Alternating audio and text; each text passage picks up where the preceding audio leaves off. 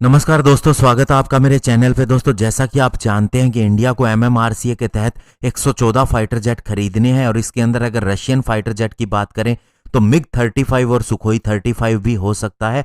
और साथ ही दोस्तों, सुखोई 57 के ऊपर भी अक्सर बात होती रहती है कि इंडिया इसे खरीदेगा या नहीं।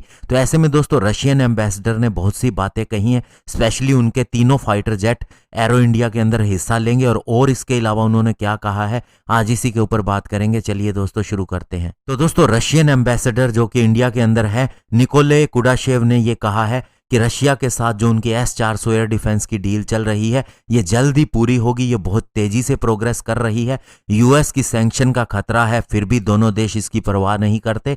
साथ ही उन्होंने कहा कि KA-226 हेलीकॉप्टर और AK-203 असोल्ट राइफल का भी प्रोडक्शन जल्द शुरू होगा। हमें इसकी पूरी उम्मीद है और हम इंडिया को सबसे एडवांस टेक्नोलॉजी देंगे। मेक इन इंडिया के तहत ही ये सारा काम किया जाएगा। यानी दोस्तों, जो मैंने आपको बताया था कि कामोव की डील और इसके अलावा AK-203 राइफल की डील रद्द होती दिखती है, लेकिन दोस्तों उनका जो ये रिमार्क आया है, ये बताता है कि ये दोनों डील के ऊपर प्रोग्रेस हो रही है और अगले साल रशियन प्रेसिडेंट व्लादिमीर पुतिन भी इंडिया आएंगे तो ये डील फाइनल हो सकती है। और दोस्तों, इसके अलावा उन्होंने जो सबसे बड़ी बात कही, उन्होंने कहा कि जो अगले साल एरो इंडिया होगा 2021 के अंदर, उसके अंदर हमारा सुखोई 35, मिग 35, इसके अलावा कामोव 52, 226, Mi-17B5 और Mi-26 हेलीकॉप्टर भी हिस्सा लेंगे। इसके अलावा S-400 और बक मिसाइल सिस्टम भी यहां पर अपना जलवा दिखाएगा। लेकिन दोस्तों, उन्होंने जो सबसे बड़ी बात कही वो ये कि इस बार इसके अंदर 5th generation fighter jet Sukhoi 57 भी हिस्सा लेगा। अब दोस्तों, अगर हम मिग 35 और इसके अलावा सुखोई 35 की बात करें तो ये MMRCA 2.0 का हिस्सा रहा है।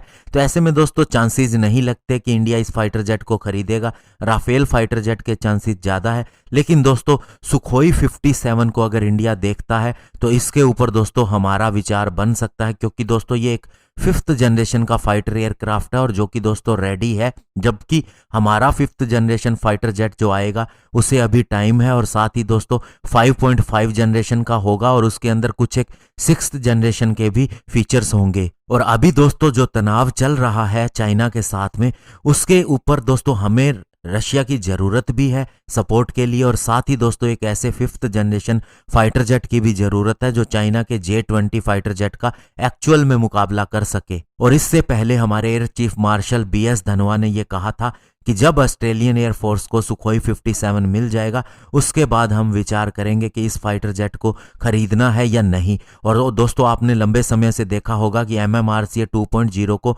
हमेशा से ही डिले किया जा रहा है और इसके पीछे कारण क्या है ये हम नहीं कह सकते, लेकिन एक रीज़न ये भी हो सकता है कि इंडिया सुखोई 57 को खरीदना चाहता है। और दोस्तों, इसके अंदर सबसे बड़ी बात जो ये है कि अन्य फाइटर जेट के लिए जो हमने टेस्ट किए हैं उसके अंदर हमें काफ़ी समय लगा है, लेकिन सुखोई 57 किसी समय में FGFA के नाम से भी डेवलप हो रहा था, जिसके अंदर इंडिया हिस्सा रहा है। डिज़ाइनिंग के ऊपर बहुत सा काम किया है, पैसों की वजह से बात अटक गई और बाद में इंडिया को वो स्पेसिफिकेशन नहीं मिल रही थी जो वह चाहता था। तो अगर वह राफेल में अपने हिसाब से स्पेसिफिकेशन करवा सकता है तो सुखोई 57 के अंदर भी करवा सकता है।